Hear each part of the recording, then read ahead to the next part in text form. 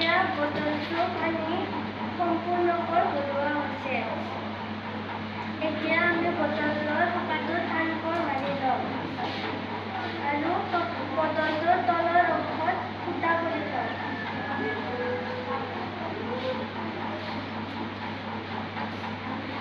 এতিয়া ৰছীডাল আমি গছৰ ডালত আঁৰি লওঁ।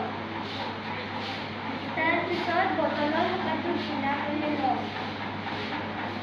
ঢিলা কৰি লোৱাৰ পিছত বটলটোৰ পৰা টুপ টুপকৈ পানী গছৰ গুৰিত পৰিবলৈ ধৰিছে। ইয়াৰ ফলত গছ খৰাং